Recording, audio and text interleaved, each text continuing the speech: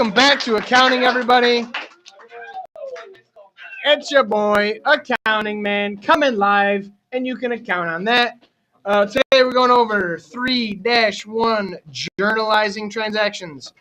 First transaction we're going to do is April 1st, receive cash from owner as an investment, $1,500, receipt number 1. So, if you look at the General Journal, we're going to start on the top line. We're going to abbreviate April, and it's happening on April 1st.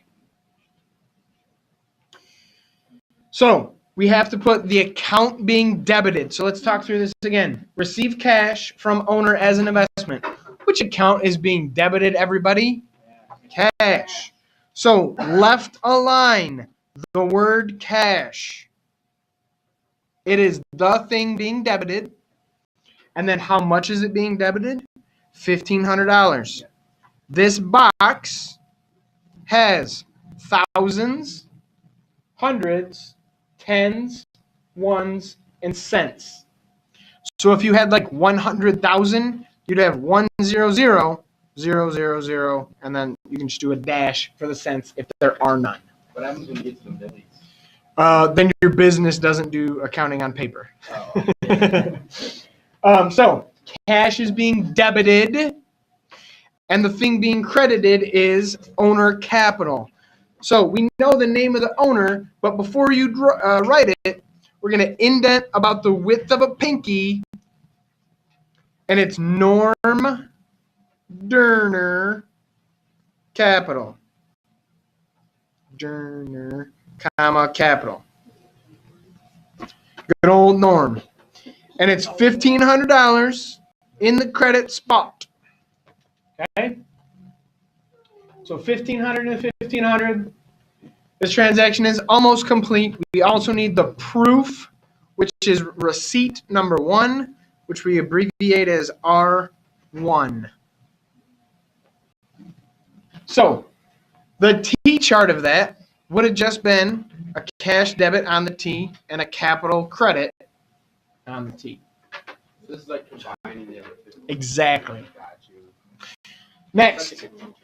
Oh, thank you. Did you hear that, YouTube? April 2nd. It says paid cash for supplies, $375. I will show you all this transaction. Paid cash for supplies, $375. Check number 1. So, what account is being debited here, everybody? Supplies, good. And then cash is the credit. So, let's just do it. April 2nd, supplies. Supplies is the thing being debited. How much is it debited? $375. And how did we buy these supplies? We used cash. So indent about the same amount as the first line, about the width of your pinky, unless you have a large pinky. And we spent $375 cash for this transaction. Now, we bought something using cash, which means we had to pay using a check. The proof of this is C1. So, supplies and cash, check number 1. That is 3-1 in a nutshell. It's just 2 different types of transactions. So now we're going to do 3-2, which is just 3 more transactions. So on April 5th, bought supplies on account from Palm Supply, $500, memo number 1. So we need to break this down. If we bought supplies and we bought it on account, what are my 2 accounts going to be, everybody? Supplies and account payable, Palm Supply. So which one is the debit? Supplies. Good, Keegan. You are now famous on YouTube.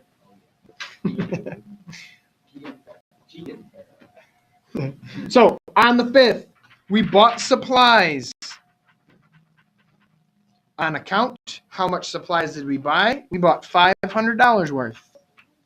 Also notice we use 0 decimal points and no dollar signs in these rows or columns or anything. It is implied that these are dollar amounts. So we're cutting out the fact that you could draw a dollar sign or decimals. And how did we buy them? We bought them on account. So we have accounts payable, Palm Supply. So now we owe them 500 doll hairs. Dolores. Kashish. Schmackerinos. Our proof of this transaction is memo 1. M1. Make sure you put that doc number in there. So you're starting to see a pattern. Date blank, date blank, date blank. Doc number blank, doc number blank, doc number blank. Left line indent, left line indent, left line indent. Debit, credit, debit, credit, debit, credit. So they always set it up like that. Like will always be debit credit. Always. Yep. All right. The next one says paid cash for insurance, $300. Check number 2. Paid cash for insurance, $300. Check number 2. What are my 2 accounts, everybody? Cash and insurance. Which one is being debited?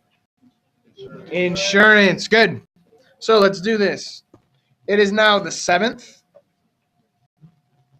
You guys have just identified that prepaid insurance or insurance is the debit. It's $300 worth. And how did we pay? We paid using cash. So cash is our credit.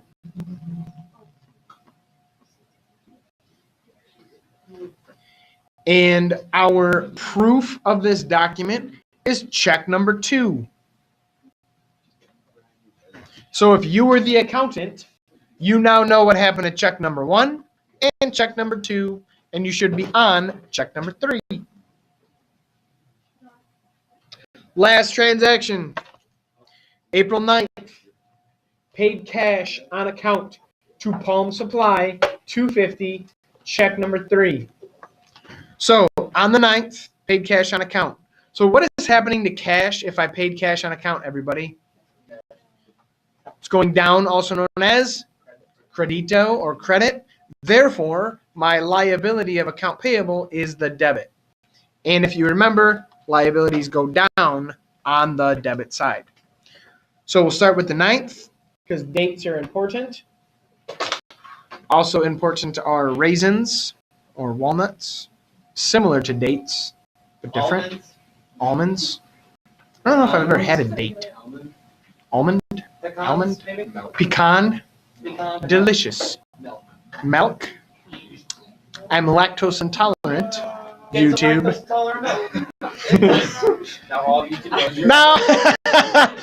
Now YouTube knows accounting man's weakness. Milk. All right. Yeah, I know I should. I just got to figure that out. I think I know. I think I can just like move the slider till I see that. Yeah. All right. Instead, because everyone is just like my hand over a paper. All right. Anyway, paid cash on account to Palm Supply. So we have account payable Palm Supply. And how much did we pay? We paid $250. If we paid in dollars, that means we used our account called cash. So then cash is a $250 credit. Without me reading it out loud, what do you think we used to pay this off? What would our source doc be? Check 3. Jackpot, Jack. Okay. So that, my favorite students, and YouTubers and subscriber. Follow me on Twitter. Don't forget to follow me on YouTube at CaptainFinance.com. That's not a thing. And with that, Good night. peace. Those are not